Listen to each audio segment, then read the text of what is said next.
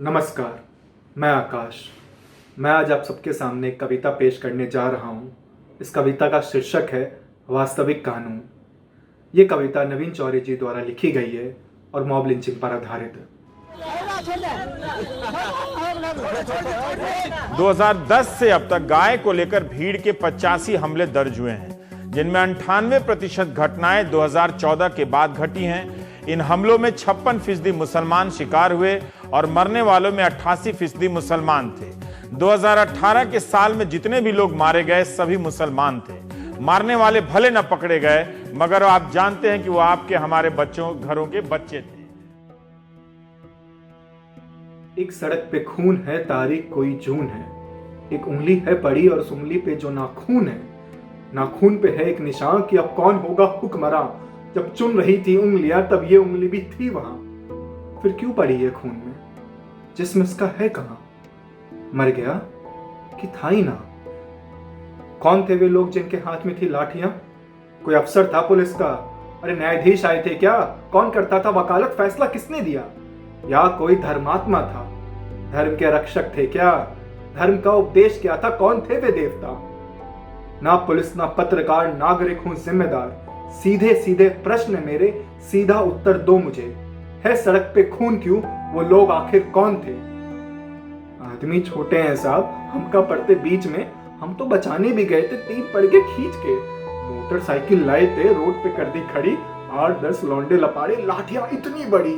गाली दे के पूछा, पेट में घूसा दिया। अधमरा वो गिर पड़ा, फिर दे दनादन लाठियां। पाँव की हड्डी मिटा दी, मांस की लुकटी बना दी।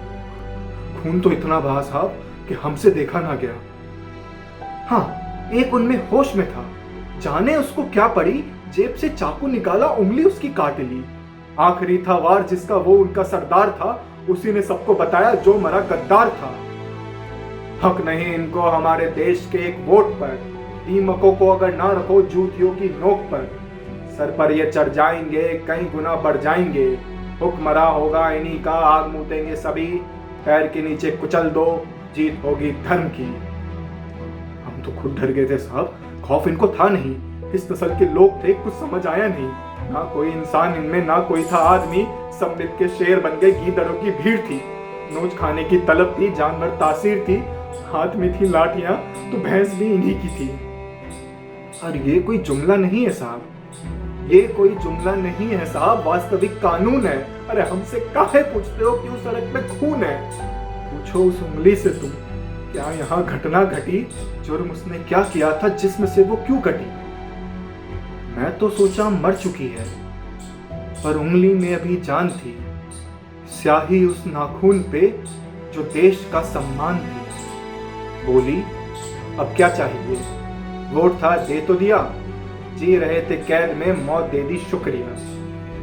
नाखून पे जमहूरियत है, जम गया है खून भी।